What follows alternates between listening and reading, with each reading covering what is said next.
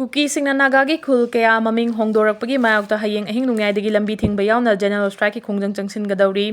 naga tabalam singda kanglon kaina changsilakiba mitop singna lam khopchinduna amadi lambi sing yauna nagagi khul kaya maming hongdokpagi mayokta hayeng ahing nungaidagi lambi thingba yauna general strike ki khongjang changsilagani haina foothill naga coordinating committee na lauthokre committee ki secretary B Robin Kabuina khuyek piduna press thadura khiba cherol amana hai saidanglaba Kuki Singi Nagagi lam sing lambi sing maming onthokna bahonari loinana mitop singna lam khopchinna baso honari masina Nagagi territorial integrity heritage ta singna bani haina lawi Masigisu Mathakta Nagagi ngamkhaida sugi kem sing thamjinna bahonaragli masisu naga miyamna yabang amloi Nagagi ngamkhaida sugi kem lairabadi madu thugaigani naga miyamna so ekhoi ipai pu singna thambiramba ngamkhai ngangnaba amato ina honaminarasi su hairagli kangluki irangna maram oiraga Churachandpurda medical supply amasung essential commodity fangdabagi awaba oire Howjik tholimba kangluki irang asina maram oiraga Churachandpur district medical supply amasung essential commodities sing marang kaina fangdabagi awaba kaya mayoknare maruoina irang asina maram oiraga national highway sing the free oina gari chathok chasin yadaba amasung howjik tholiba landslide asina su achauba maram ama oiri pahosina makha chana haribana Churachandpur district hospital gi oina su howjik cardiologist amasung neurologist na chingba special doctor singi awat palairi maruoiba testing equipment sing su maintenance amasung supply wat pana awaba kaya mayoknari irang asina maram oiraga Churachandpur district medical supply sing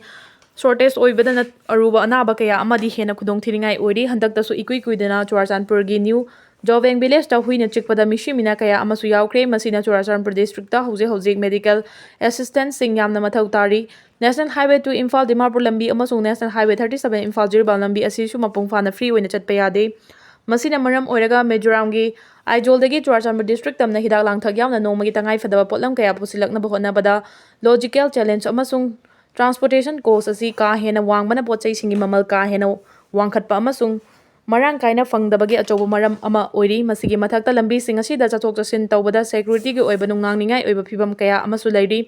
maram aduna hiram asida state amasung central government gi miyeng changduna health care amasung basic necessity singda awat pa kudong chadaba kaya lairibasi ko hanaba honabiu haina Churachandpur gi khunja singna media da fongdorakli JDO 2 gi suspend order yengchin binaba thado student association na governor da memorandum pisin krai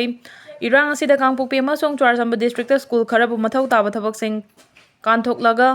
CVSE gi affiliation lawnaba 2023 da non objection certificate NOC sing pirambagi damak suspend taraba zonal education officer JDO ani ki suspension order High Court of Manipur na chanahan khridrabasu lengana mathauda hanjindana thamli hiramasiga mari leinana thadau student association na TSA gi maigedegi Manipur gi governor da cherol ama pisinuna miyeng changbina bataksin kre TSA gi cherol aduda Churachandpur gi JDO Jangkho hau haukib amasung kangpukpi gi JDO langing tineng singsit makhoi ani na chathaki bathawong adu elected representative sing civil society organization sing amadi student body singi pressure dagi NOC da sign tawkhibani masiga loinana lengakta iba cherol piduna lale haijakrabani thodo asigi matangda court ta wakat pagal loinana court na makhoi ani gi suspension order adu chanahan khidrabani adubu chanahan khidraba tha ani helaba fawba JDO ani asi mathauda hanjil handana thamli hairi Cherol asina hai thawong asi administration ga soiba oibadana tana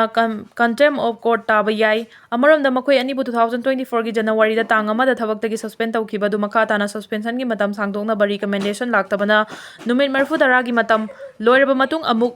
laps oikrabani maram aduna court na makhoi gi suspension order chana hanki da bagal loina pi khiba directive ki matung ina makhoi da phongpham thokpa khudong chaba sing piduna masagi famda hanjillaga mathau tawhanbiu haina governor da taksin ki dental college yengsin bina balai traba mapu pandraba kangkhong chairba college ama oire OPG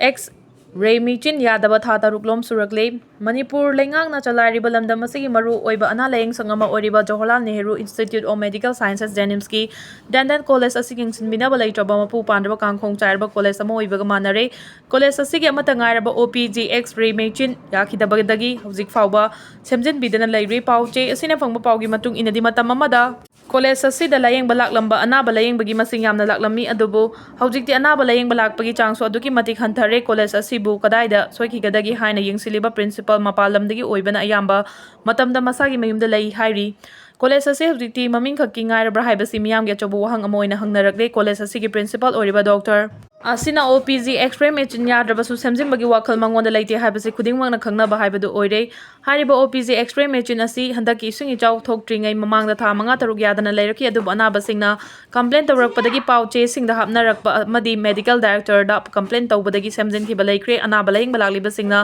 dental gi X-ray lawba matamda lupa chani lawi adu private ta oirabadi lupa cha trechani pa lawi aduna dental college asigi OPG X-ray machine yadabana anaba singda aduki mati khudong chadaba ohelibasi college asigi principal na khangjinadana leire handak ising ichau thokraba matungda OPG X-ray machine asi yadana adumak leiri hairi pawsi na hai hariba OPG X-ray machine asi semjinba amadi